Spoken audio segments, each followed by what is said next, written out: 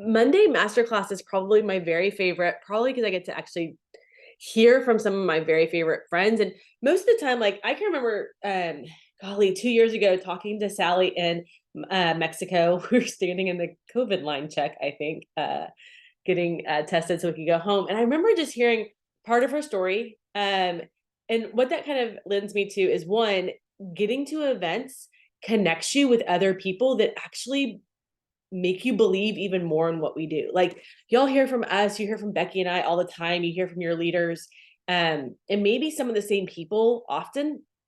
But I think the more that I know for so many of y'all that are going on the cruise in just a couple of weeks now, when you're standing in line, when you're going to dinner and sitting across from someone you've never met, when you are, whatever, waiting for the pickleball court, and the people that you will connect with will actually solidify what you do so much more than even where you are right now in your business. But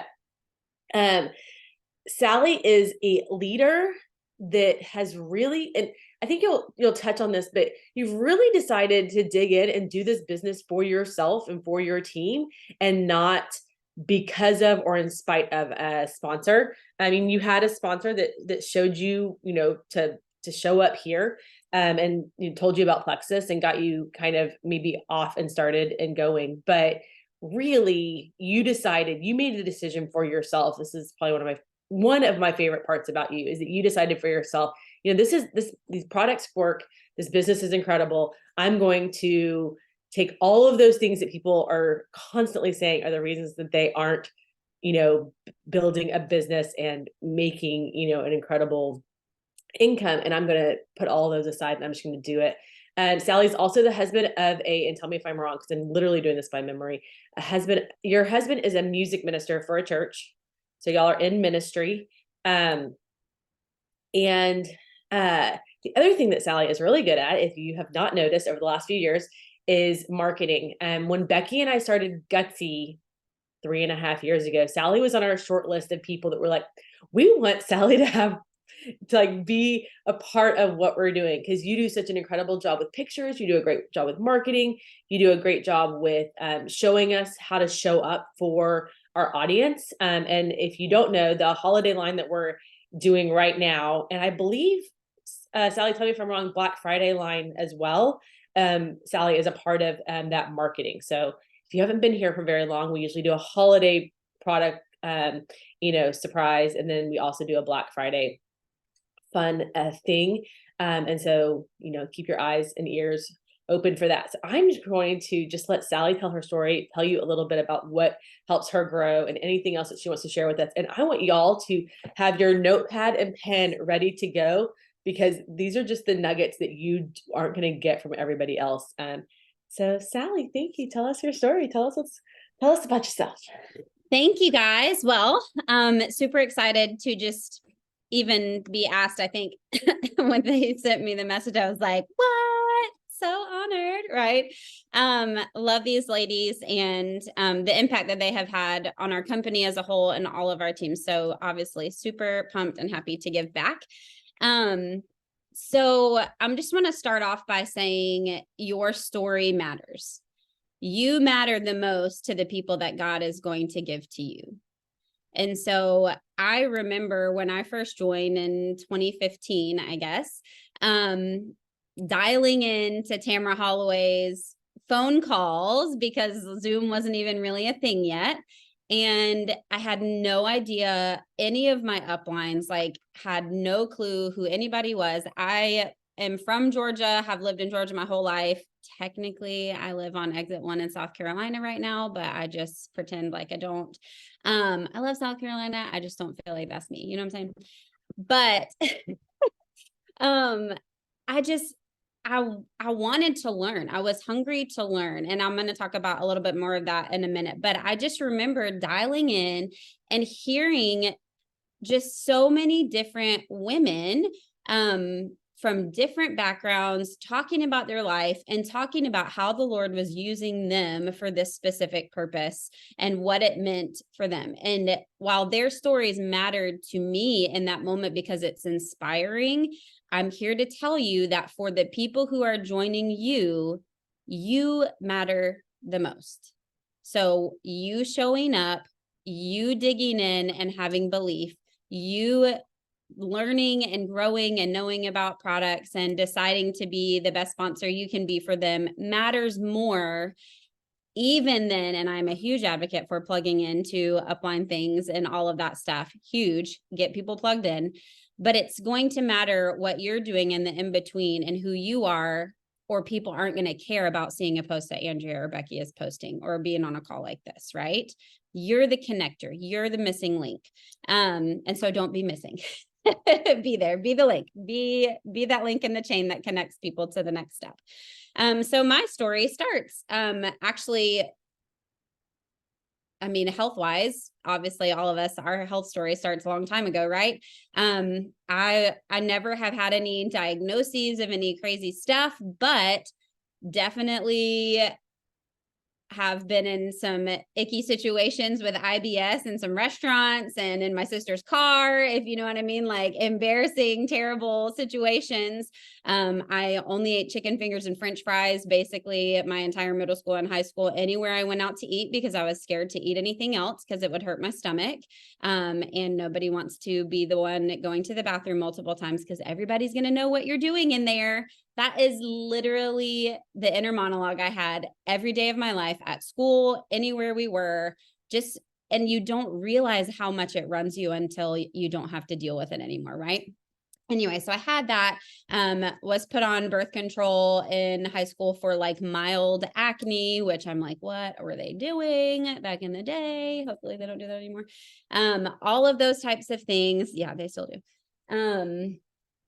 And I think really just had no idea. I grew up in a Christian home, and my parents were amazing, but we ate microwave, freezer food, you know, all of the processed things. We were 80s kids, 80s and 90s kids, and that's just what we did.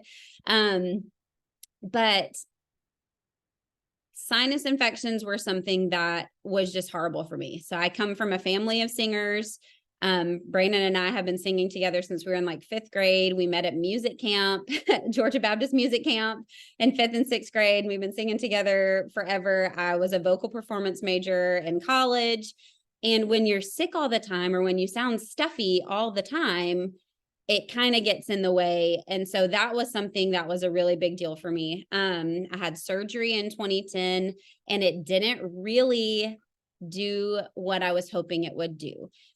Because I still got sinus infections a lot. Fast forward a couple of years, Brandon and I got married in 2022. We were 22. That was, I don't even remember, 2009.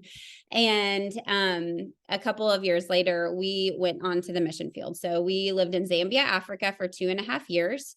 I got pregnant there and brought my daughter back to Africa for the first whole year of her life. And while there were so many amazing things about that, spiritually, personally, even starting off motherhood there, y'all, I would recommend anybody to do that as a first-time mom, because you get rid of all of the fluff and the crazy stuff that makes us go nuts anyway, right? It really did still throw me for a loop. So we knew God had asked us for 2 full years in Africa, and apart from our training, when our time there was up, we knew that God was asking us to come back to the States. And when I tell you, that was like let me put my phone on Do Not Disturb because I am a squirrel. That was one of those things where I'm like, how can it be that in the flesh, I want to stay on the mission field, right? Like that's like pinnacle of spirituality. We sold everything. We lived in a tent, like had my baby crawling around in the dirt, right? That's what like in church, we're like, oh, look at those people, you know? And I'm like, it feels like giving up, but this is what God's asking us to do. And that is a weird place to be in. But better to be obedient to the Lord rather than to stay, even if it seems like a better place for you, and where you want to go, even if it's overseas, to be where God is asking you to be and to do what he's asking you to do, right? So I knew my whole life that God was going to use Brandon and I's marriage for his glory, obviously, hopefully, but in worship ministry somehow. And it took Brandon a lot of roundabout ways to decide that this is what God was wanting him to do. And it took us moving overseas for God to break off a lot of things that needed to be broken off of Brandon for him to step into that calling. But that's why we moved back to the States, was for worship ministry. We grew up Southern Baptist, and we loved our churches and we loved our families, but there were things that we learned and things that we unlearned while living overseas that we felt so passionate to bring back to all of the people that we love, that we just felt like could have an enhanced experience with the Lord through worship, because of, some of just the things that we learned. Anyway, so here we are, 15 months old baby, living with my parents because, like I said, we sold everything. So we moved back from Zambia, and my world just started to kind of close in. And I'm kind of a go with the flow person, and I'm very easily trusting, I feel like, of the Lord, knowing that he's got us and that he's never failed us. But my body was not cooperating, right? And I'm like, how long can I say baby weight? How long can we say like postpartum, right? Like, how long does this last until it's just not an excuse anymore? But it wasn't until we moved back from Zambia that I was just like, I know who God created me to be, and I know that he is a good God, and I just don't understand why my body is not cooperating and why I don't feel motivated. Like, if he has all of this in store for us, like, why am I lazy and can't wake up? Like, why do I press snooze 18 times? Like, why do I see my little girl playing on the floor and just do not have the energy to even like love on her and play with her? Like, all of these things. And I'm like, this is not what God is talking about when he's talking about the abundant life, right? Like, what is happening? So between moving from Africa to America, obviously a lot of things happened here that were not there. Food is very different here. But again, these are things I've been dealing with for a long time. And I do think while we're not all in that place of postpartum, we know people who are, and a lot of things, even if you're a mama from way long time ago, you can trace back to hormonal changes and changes in our body that happened in kind of these either traumatic experiences, medical experiences, babies, what have you. And so it was then that I was scrolling Facebook. And so this is where, again, you're the connector. You showing up matters, because I met my sponsor for less than 24 hours in the middle of a field in Zambia, Africa. She was not even a part of the team that my husband and I were on leading. And we just became Facebook friends. And it wasn't until 2 years later that I was scrolling Facebook, watching her post about plexus. And I saw her posting, and I saw someone else posting about something else. I think it was It Works at the time. I don't even know if they're still around, but I was like, I'm not going to wrap myself around. I don't give a crap what I look like in a bikini right now. Like, I have to wake up. Like, I am called to be a better wife and mom and follower of Christ in this. And I need help. Like, I've got to have something. And so I watched Abby posting about how these products were targeting root issues and were helping people with all sorts of different things. And that mattered to me because I just wanted to feel better. Like, I truly didn't, I cared about baby weight. Everyone cares. But like, ultimately, I wanted it to change my entire circumstance. I didn't want to waste money on a gym because I was too exhausted. And I'm like, that literally would be a waste of money because I'm never going to go. And I knew myself better than that. And so while I kind of was looking for a magical quick fix, I wanted something that had a track record of working for people. And so the testimonies that I was able to see and get plugged into were huge for me. And again, I didn't know Abby. I just met her randomly, had followed her kind of on Facebook, and she really wasn't even super present for a couple of the years. If you've heard Abby Kappa's story, that was in between her first marriage and the family that she has now. And so it really was just one of those things where I was like, I felt that the Lord led me to see her post, that in that minute, there was a weaving of our lives, even for that split second in Africa that I met her. Like, you never know, like Andrea said, who you're going to bump into at the grocery store, who you're going to sit next to on a bleacher, that God will use some way in their life something that you will be the connector for. And so we get to be the vehicle for his goodness and his provision for other people. It's just us being willing to open our mouth, being willing to love someone else, being willing to put ourselves out there. Abby didn't talk to me about plexus in Africa. She hadn't even know about it yet, but she was posting about it, and she was being, putting herself out there in a way that was new to her. She was a silver ambassador when I joined her. And so fast forward a little bit, passion develops when you can find something about what you're doing that provides a little bit more purpose behind what you're doing. For me, looking through testimonies lit a fire under me because I got so mad. Like, I was really just PO'd, honestly, that all of these health issues, all of this stuff that has a simple root underlying cause, are keeping the children of God, are keeping the saints, are keeping all of us as followers of Christ from doing the good works that Christ has set out for us to do. Because when we are anxious, when we are depressed, when we are exhausted, we are sitting in our own world, not able to love and serve those around us who God has called us to love and serve. That might be your husband. That might be your children. That might be the lady who's crying in the grocery store aisle.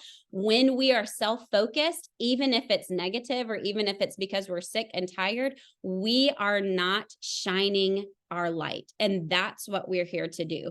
And so every testimony I saw my mother-in-law, I saw my friends at church, and this is going to make me cry just now. Like, there are people out there that are hurting, and I believe that it's a tool of the enemy that he uses to keep us from the goodness that God has for us. And so when we get to be set free from that in our own lives, we get to connect people with the opportunity for that same experience and to be set free, whether that is physically, spiritually, emotionally, all of these things. We know if you've been on this journey long enough, it's not just one thing, right?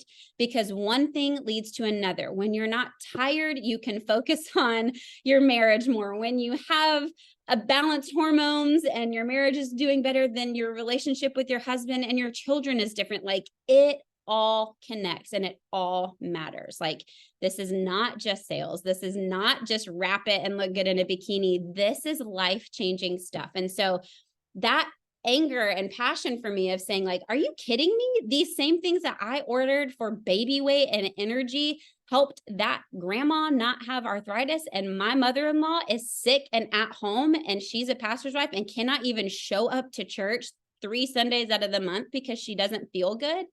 Are you kidding me? That it's something this simple that could really help her and set her free. And so my purpose became almost a spiritual purpose. And I was like, okay, because I was having these discouraging thoughts of like, well, how do I come from the mission field to selling crap on Facebook and feel good about myself, right? Like the pinnacle of, the spiritual life, selling everything, living in Africa, like I said, and then, oh, hey, buy my stuff, like, that was a mental battle that I had to go through until I realized the purpose in what this opportunity really was and what being a connector and a vehicle for this really could be for others.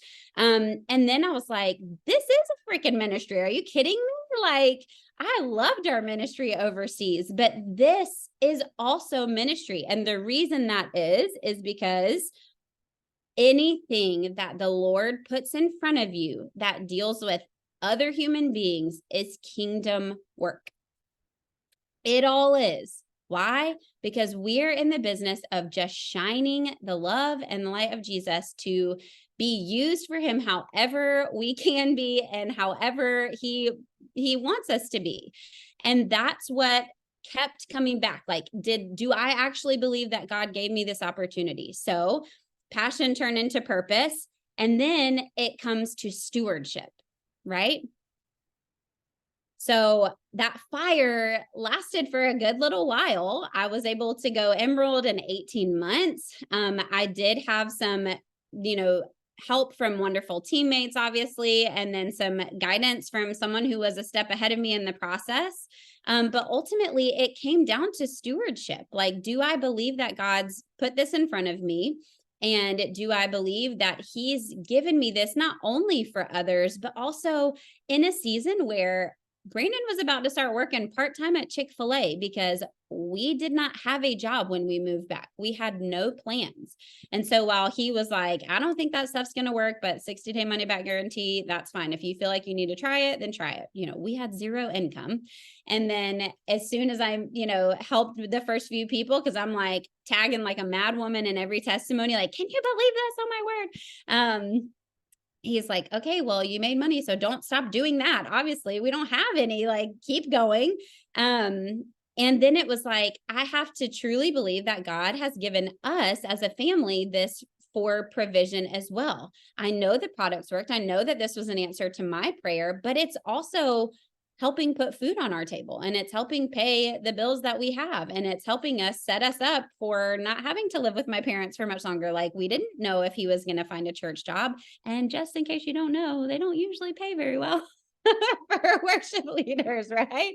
So that's a whole nother ministry to ministry families. Like, this gets to be something that bivocationally makes sense for us in ministry, right? Like, we are just loving and connecting people with something that's helpful to them. So stewardship kind of leads to this creative way to look at this. Why you? Why is God using you here now for these people, for this time, for the area that you live in, for what your family's going through right now, like for your giftings? Why you? What makes this specific to what God is doing and using you through? I was going to talk about that in just a second. So let me go back. I don't usually use notes, but then things can last a really long time, and I'm like tangent queen. So let's not do that. Okay. I think the creativity aspect is there's two sides to this story.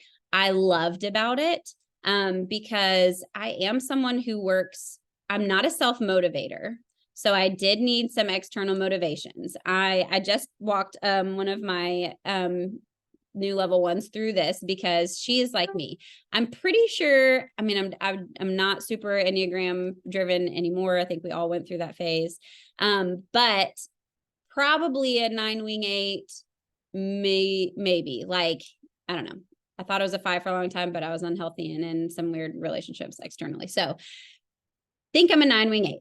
But that being said, I care a lot more about my family's goals, my husband's goals, than I really care about myself. I settle really easily for myself, like super easily. And so if I don't know how this is benefiting someone else, or if I don't have someone externally telling me how it's benefiting them, I'm usually not as motivated to do something. Like today, I would not have put on makeup and curled my hair if it wasn't for showing up for Becky and Andrea, right? Or my team. Like, I am usually more motivated to show up for other people. Anyway, long story. That is it. But I had to know me showing up well in this means X, Y, and Z for my family, right?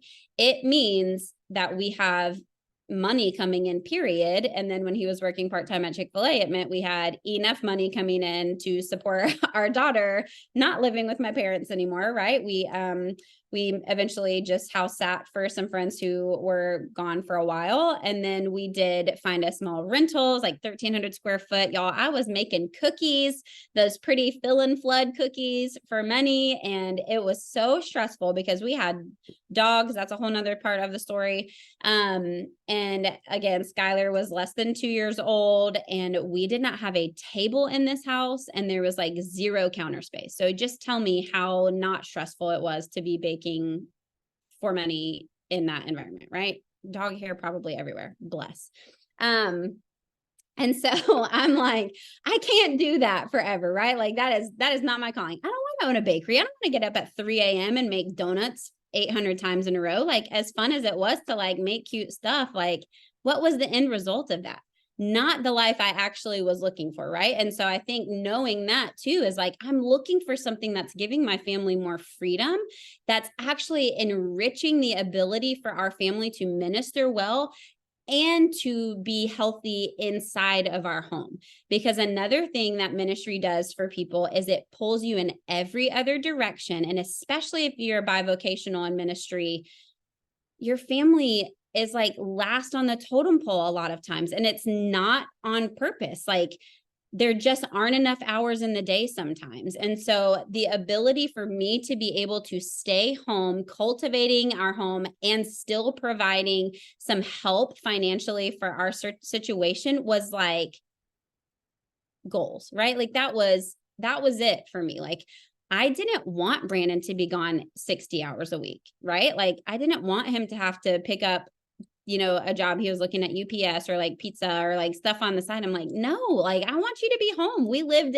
in a tent together with our baby for almost a year and a half, all together all the time. And selfishly, I wanted that. I wanted that to continue. I didn't want our family to be separated. So what uniquely about your situation is God stepping into and saying, here it is, like, here this is for you if you will take it and run with it, right? And then how are you using your unique giftings, your unique creative leanings, your knowledge, like how God made you? Maybe you're an incredible people person. Maybe you're like me, and sometimes I have like a 2-hour window of being an incredible people person. And then I turn back into a hermit and I'm like, uh-oh, my face isn't working anymore. I have to go hide. It happens. If you see me on the cruise, it will probably happen. Those things are exhausting for me because I'm like, oh no, my face isn't working. I'm smiling, but I'm not really, anyway, it just is part of my personality. That's how God made me. But there are unique things that God has gifted you with that you can enjoy this business. And you can say, I am great at this. Strengths Finder is a great thing. I was hugely surprised when I took my Strengths Finder test because I have always thought I wasn't really great relationally, and all of my top 5 are in the relational category. Who knew? And so I've been telling myself all these lies forever that I'm not good with people, or I'm not good at relationships. And God's like, hey, dummy, I have definitely gifted you in that way. So stop telling yourself and keeping yourself from doing the things that are going to grow and blossom this strength of yours and love other people well, right? So it's good to write those things down. What are skills and talents that you have? Maybe you just make pretty things. Y'all, look at this. First of all, I think one of them is on here. Emma is actually on here. Say, hey, Emma. She's got a sweet baby on her lap. She is so gifted, and she makes all of these amazing graphics for our team. She's running a challenge for us on Thursday on Messenger. And that is just a way that she gets to use her creativity and her God-given gifts to give back to our team and to grow her business, right? Another girl on our team made a template. Oh, okay. Yeah, you can see it. A template for a postcard for the holiday launch. And we all used it and are sending them out to our customers as a form just to love on our customers. And so there are things that you have inside of you that other people do not have. And there are ways for you to enjoy using your giftings, even if it's not social media or selling supplements, right? Like that's just bits and pieces of how you can use your giftings and to be creative in the stewardship of your business and the people God is giving you, and in your circle of influence.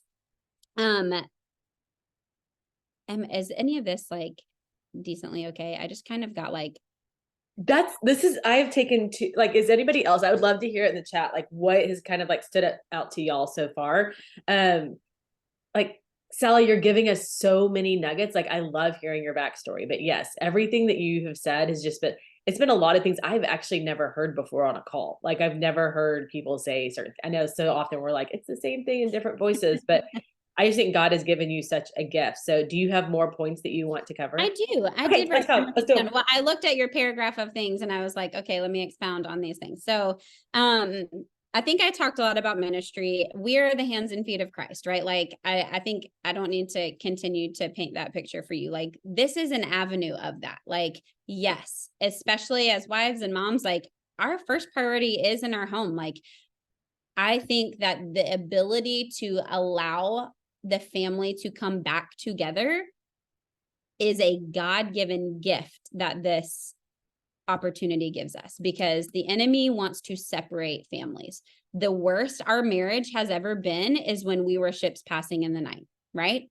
We both had jobs. I traveled all the time, and the enemy loves that because he doesn't want you to have a healthy marriage. He doesn't want your family to be well connected and to feel loved and supported, because then he can take you in opposite directions where he wants you to go. And so again, this is just an external thing that's like, yes, this is Plexus, and yes, this is a network marketing company, and yes, this is a way to earn a paycheck, but this is also an answer to a lot of prayers in our family life and our health life and in our emotional life, all of the things, right? So another part of my story, as Andrea said, there did come a time where I did no longer have sponsor support, and it's a long story. And you know what? There is grace for all of that. My sponsor was wonderful, and she is who God is asking her to be in her life right now. And she was super young. I think 10 years older than she is, right? And so I think she definitely caught on to like Instagram influencer stuff way before the rest of us did. And for sure, way before any of my team. My team's probably still not, most of the way there. We have a few people that love to work Instagram like that.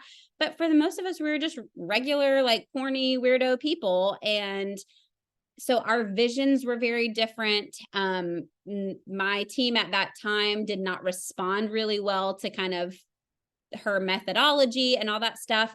And I think the difference can be like, obviously Andrea and Becky work really well together. I have worked really hard now to have a good working relationship with the jewels that are on my team.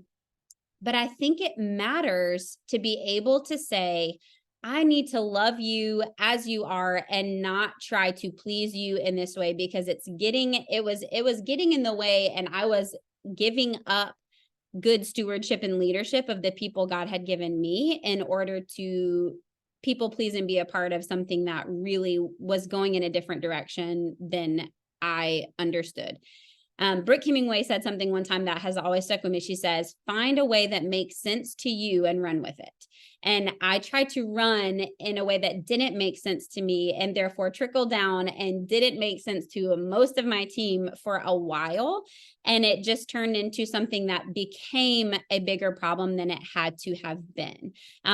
Learning to not be a people pleaser doesn't always mean like number 3, high achiever. It also means those people who just don't say something to keep the peace, and thinking that we're, controlling the situation or manipulating the situation by, playing it cool, versus, we think of manipulation as like a highly manipulative person who's like lying and all that stuff. And it's like living dishonestly by not saying how you feel or what's really true is also manipulation and is also dishonesty, right? Like I have had to come to terms with that in the last couple of years, because that is also just as detrimental.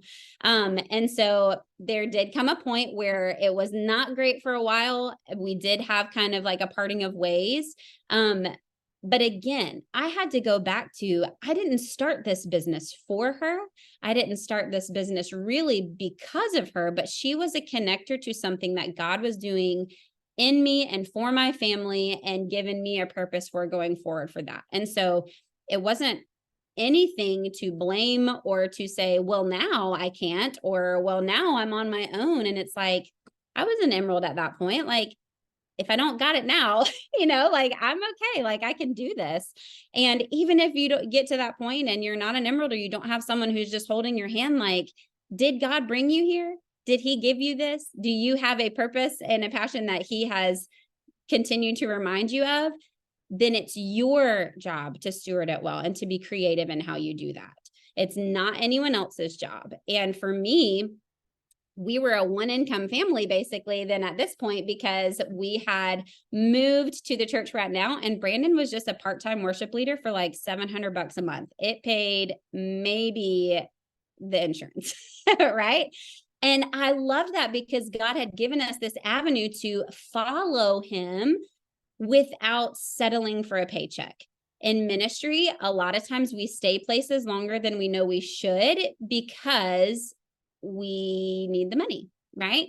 And so maybe you're in a dysfunctional, leadership situation, or maybe you're like, I feel like God's calling us to do this, or I feel like, that church over there, but we're just not guaranteed income. Like all of those things, this paycheck helped our family to kind of put by the wayside and continue to live that life where we are open-handed with what we're doing in ministry, because we didn't have to settle and stay back for fear of losing a paycheck, right? Like God provides, and this is how he provided for our family.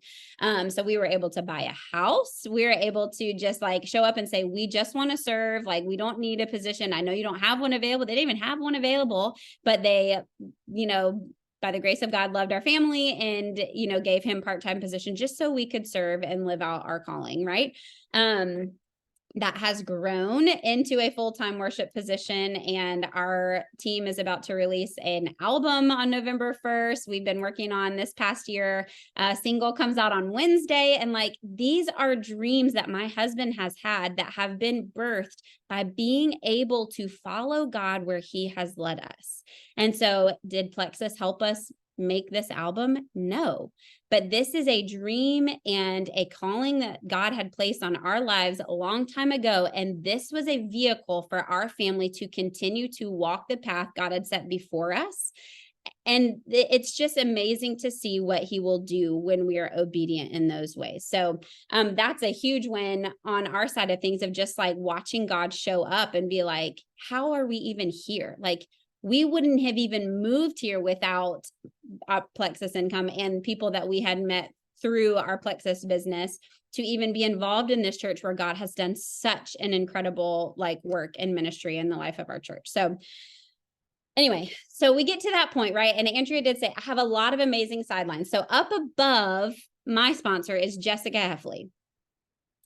Second largest team. You see her on the stage all the time. She's got massive amounts of jewels and diamonds, and I didn't know any of them. Like when I was an Emerald and I separated myself from Abby's leadership and her team, I wasn't connected to anyone else. They all lived in Arkansas. I think I might have met them at a convention one time. And so there was a little while there where there was some fear of like, what are people going to think? Or like, I'm the black sheep, like nobody knows the real story. But a life lesson, this is not necessarily a Plexus lesson unless you go through something similar, but the Lord will fight for you. You need only to be still. And that is a lesson I have had to learn multiple times in my life, where you can play your own defense if you want to, but it's never going to come out well. If you are fighting that battle and trying to tell your story and trying to say, but they, or this is what really happened, and trying to gain support and get people on your side, like it just is going to backfire. It's going to make the whole situation worse. You're dragging it out, all of these things, right? And the Lord will fight for you. You be you. We're not the world. You be who God's asking you to be. You be faithful, you steward, and you love your people well. And the character that you allow Christ to develop in you will come through on the other end, even if it takes years. Okay. Because now, multiple years later, Jessica, Tamara Holloway, all of these sidelines who didn't know me beyond that girl that Abby signed, they are some of my dearest and best friends who have iron sharpened iron me to the guild, like the Lord did that, not because I went to them and said, can you believe what happened? Like, feel bad for me, right? No, it's because they eventually can see, I'm here. I care about being here. That's enough, Anyway, beyond that, but comparison can really get the best of you in those moments. Even in different situations, watching someone as a sideline or someone else through Instagram, great things about social, we get to see and share everything with everyone else. But also downfall is if you're watching them and thinking, that's not me, I could never do that, or they already went gold, or they already went emerald, blah, blah, blah, blah. Like, obviously that's going to shut you down. And we still deal with that as diamonds. It's okay to unfollow someone as long as you remind yourself you're unfollowing them because of your problem, not theirs. They might have their own problems, but If you need to unfollow them, it's to deal with your own heart and your own mind, because it's your problem that you are triggered or that you are caused to sin when you see something that is affecting you, right? Or you got to have blinders on. I think we can get into a dangerous spot of like the unfollow thing when we're like, I don't like what you're doing, or you know what I mean? Does that feel different to you when you're like, I'm taking responsibility for what's in my heart and my mind, because ultimately I'm responsible for what's in here to the Lord, right?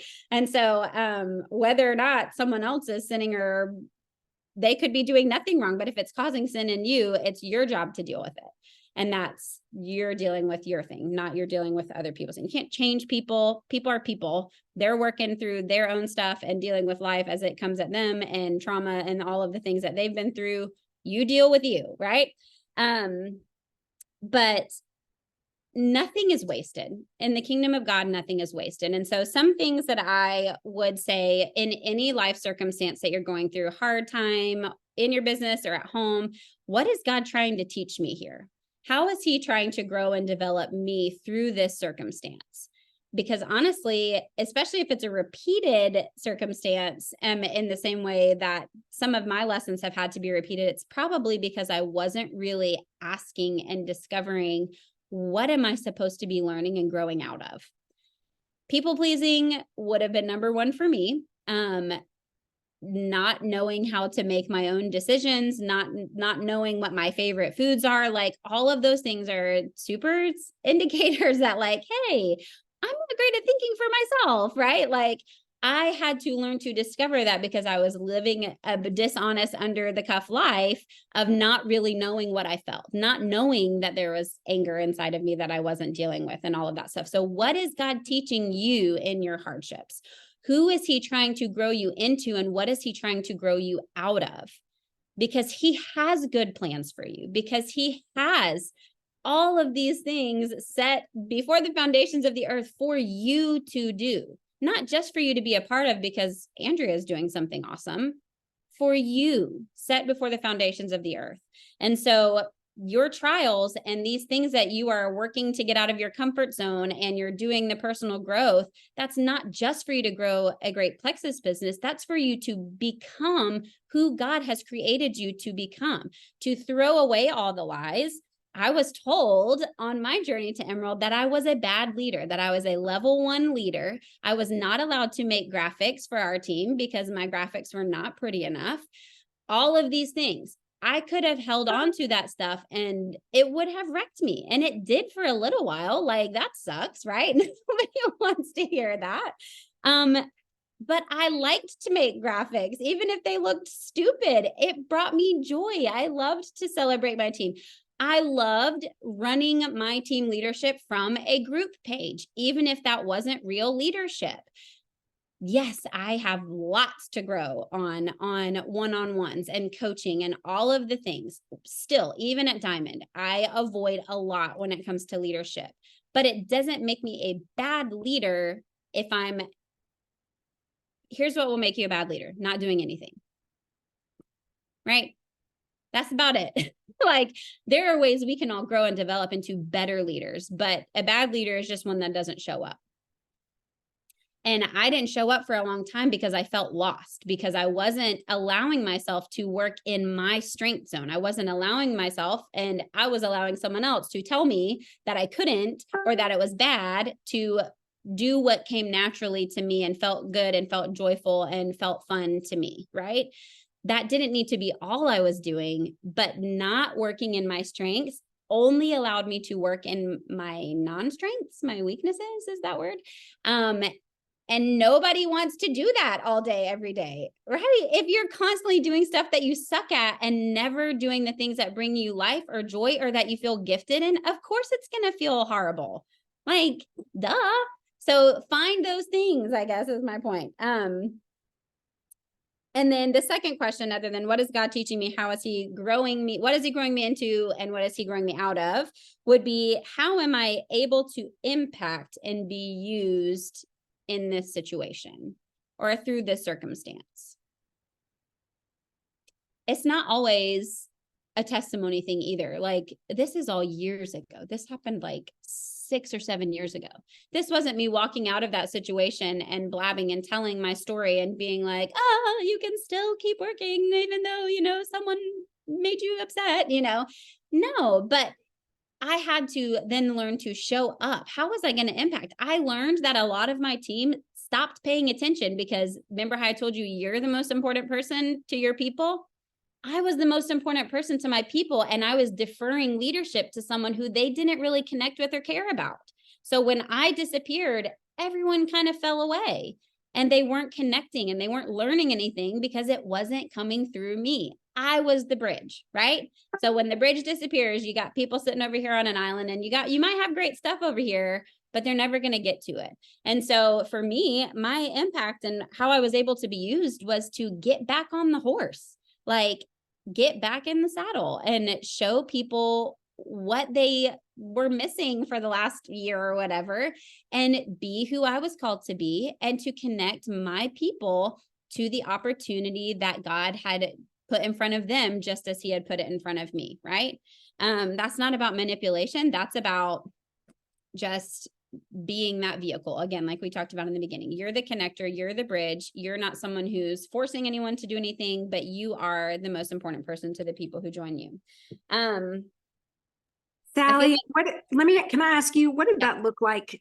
Like, on a daily basis, what did that look like? Reconnecting with your people, showing up, even though you'd been criticized, what did that look like on a practical basis? I think it looked a lot of just like honesty and apologizing. Like vulnerability will get you so much further than perfection ever will.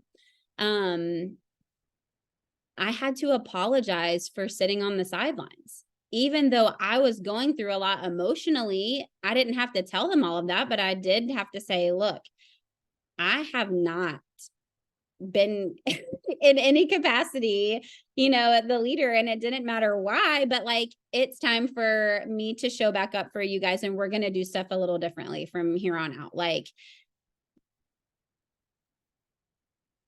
I other than just apologizing and moving forward and getting the buy-in of people who truly do love you. Like, my team is from all over. I built most of my team on social media. Vanessa's on here. She's one of the only people like still on my team that are from like people that I knew like in my past. Most of my teams are from Michigan, which is way far away from me. And in Pittsburgh, I have a huge team, and then kind of scattered throughout. And a lot of those are from relationships that didn't know me before, but like, your people, again, they love you. They joined you instead of someone else because they like, know, or trust you. And so when you can be vulnerable and be like, I screwed up, but I'm ready to get back into this thing, they're probably like, well, it's about dang time. Let's go. Or, yay, I've missed being a part of that, And so I think just getting back with the people that wanted to link arms with you in the first place, and that love you for who you are and not what you are supposed to be or what you aren't,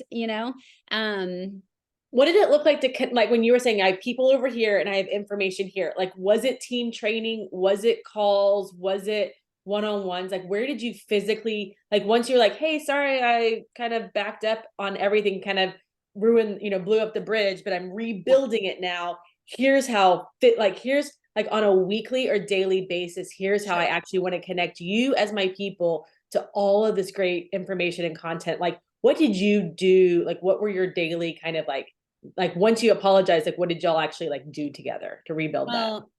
As again, remember, I was an emerald at this point. So I was a jewel team, and that island kind of built walls around itself. And so I did not have access to a lot of things on that island anymore, but I wasn't connecting them to anything else either. It was like we were only connected there. And then when they weren't loving what was happening there and I disappeared, they just weren't getting anything. And so it looked more like, hey, I have to start showing up and actually training my people. I have to start showing up and doing the team calls. Like, for me at that level, I had enough people to actually shepherd in a different way, and then connect them to events that Plexus was doing to actually show up and bring them places. Jessica was running things, or I was duplicating, and I was just having to say, okay, we're not going to be a part of that, but let's us now do this. So a huge difference in vision I think that we had was I actually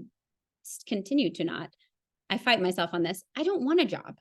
Like, I never did. I wanted to be a stay-at-home mom because I thought I was lazy my whole life. Turns out I was just tired. But like, I'm not looking for like a job the rest of my life, right? Like, I got things that the Lord's doing through our family, and I'm not chained to a desk 9 hours a day, right?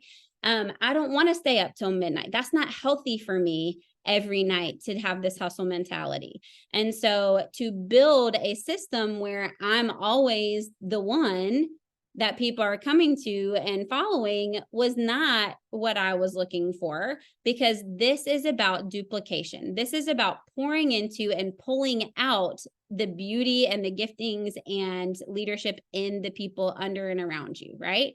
And so the larger our team was getting, with multiple jewels and then lots of other people who are gifted in other areas, there was no way to train up the people on my team in their giftings and to grow them as leaders who would then run team calls and run Thursday night messenger events, because there was no space available for that. And so I think too, you've got to start partnering with people underneath you at some point, rather than always looking above. Like, there has to be that shift at some point, and it will come at different times for everybody. So if that's not you right now, don't you go out and make a team page and try to do everything on your own. That's not what I'm saying. But I am saying, run in your giftings, notice the giftings of people underneath you, and where are there places where you can step into leadership? Where are there places where you can begin to do a sip and see with just your people, or to do an online event that your upline was not telling you to run, right? Like, where does it become ownership instead of obligation? And that's what was missing for me in that in-between time, probably between 2017 and 2018 and a half.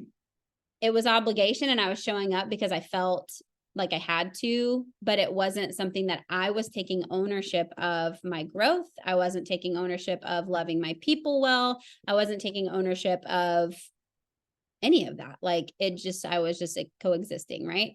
And so that will look different for everybody. Taking ownership in a healthy, team that's got a lot of space for people to plug in and do things, like, that just means you be the connector for your people. That means sending messages when there's events happening. That means sending a text message to your leaders, about Monday, calls just like this one, and saying, hey, I'm going to be on. Are you going to be on with me? Oh, you can't be. Okay, cool. I'll send you the recording when she posts it. It's that like expectation to like, I'm here and I'm pulling you up with me because I see in you what someone saw in me, or what I'm working for myself too.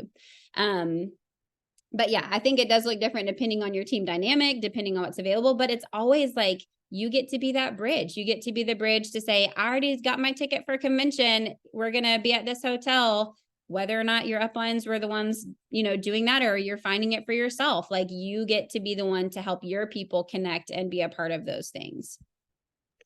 So much wisdom. Okay, real fast. This is a fun topic, since you're drinking out of your mug, I think from 2 years ago, holiday line. Yeah. Is, how excited are you about, yes. And then the cup.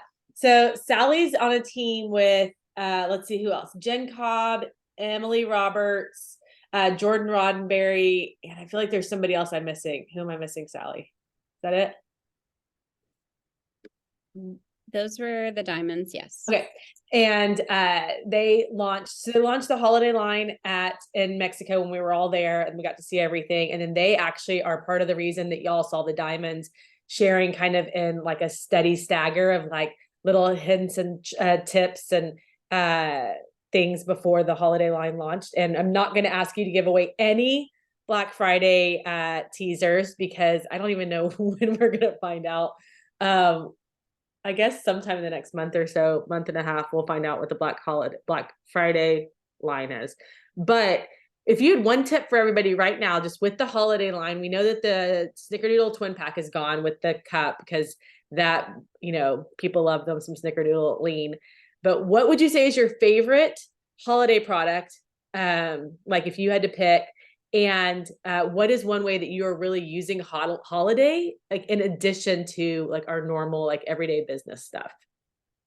Okay. So, one of the main reasons we did this little campaign with the card and stuff is your people, especially the ones that are on their products and just like living life, and like they're not reaching out to you because they're not a squeaky wheel, but they're also not maybe your runners that are working the business with you.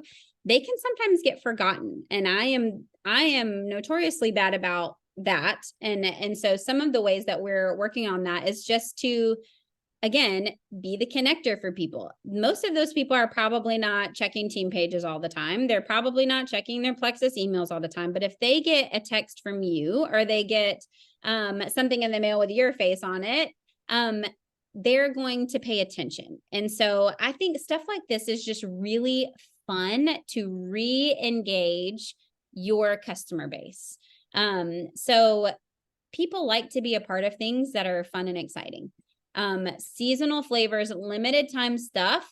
Yes, it's maybe, well, and now we get to use this to grow our business because we can sell combos, and those $100 first time orders count like welcome packs. So that is huge. Like we can actually use this in first time orders, which is awesome. But a huge way that we use any limited time stuff, and especially holiday, is just to like regain some excitement into people that have just maybe been living on their triplex, or maybe they fell off the wagon.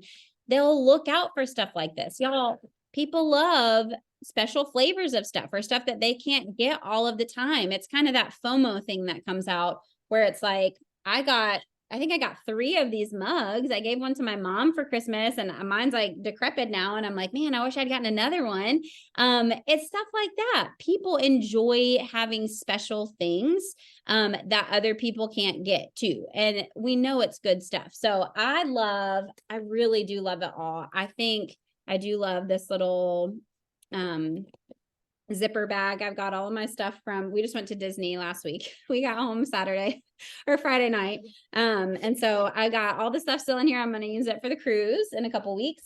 The hand creams smell amazing. And y'all, these really are great for teacher gifts. So they're not super expensive. Like, could you find something cheaper at Walmart? Sure. But I think even a great idea would be to separate these out and maybe find a little tumbler or cup, or mason jar, and put one in each with some ribbon, some samples of active, some, little things like that. Just super fun to get things in the hands of people and that say plexus on it. But these are amazing.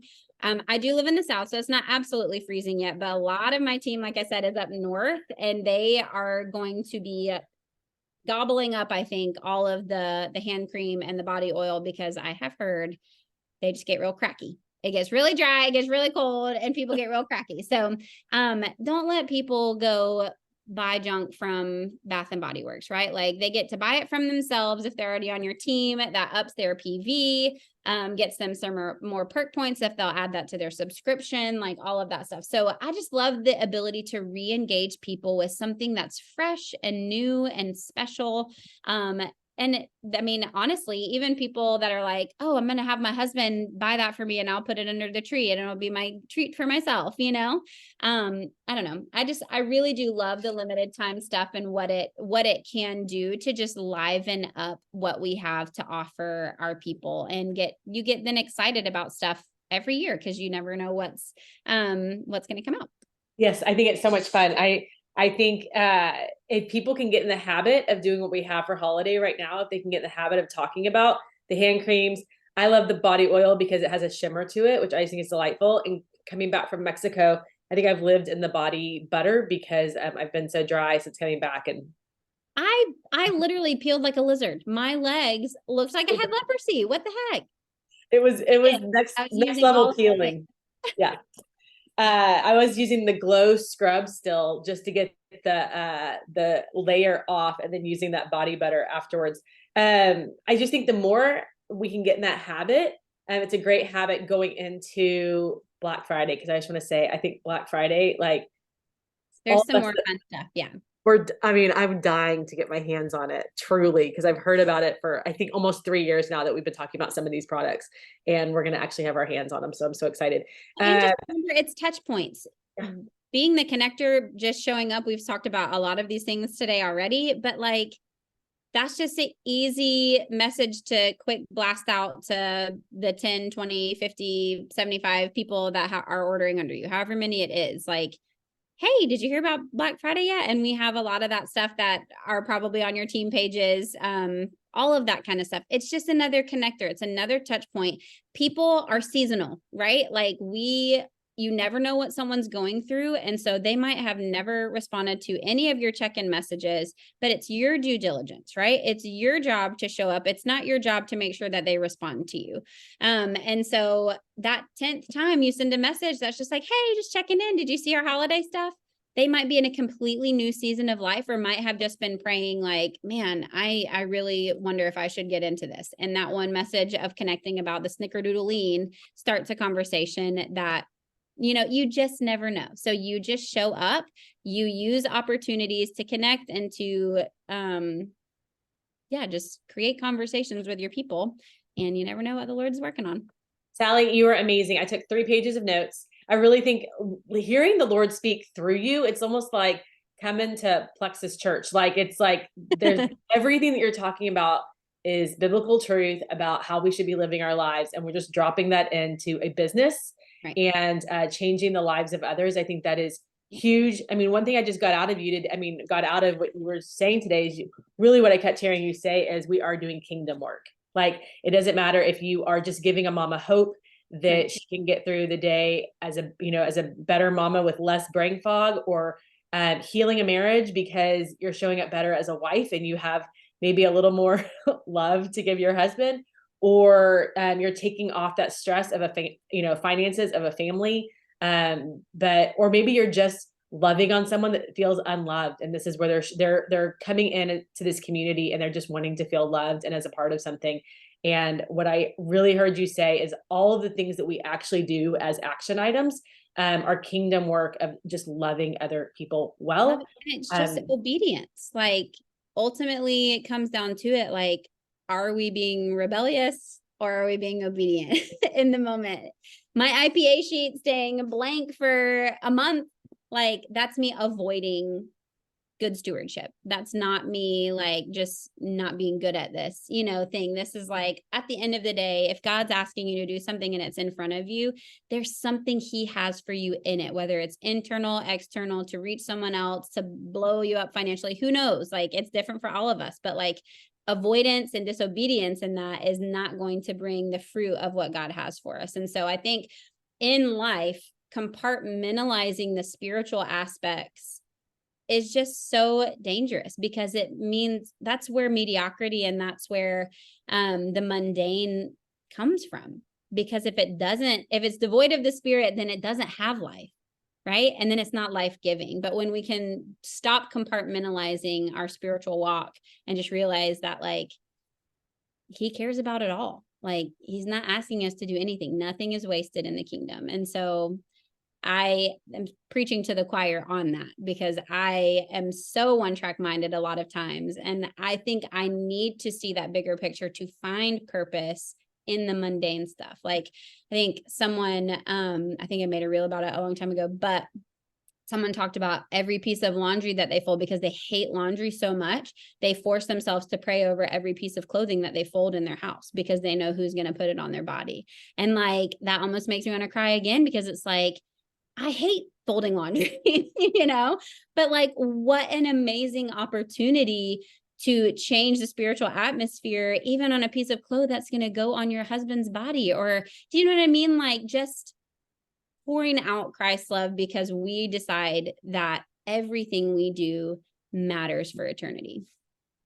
Sally, so good. Thank you so much. I appreciate you giving up an entire hour of your Monday to come and just pour out truth to us. And we thank you so much. And you are a gift. Thank you, friend. Bye, you guys. Thank y'all for joining us.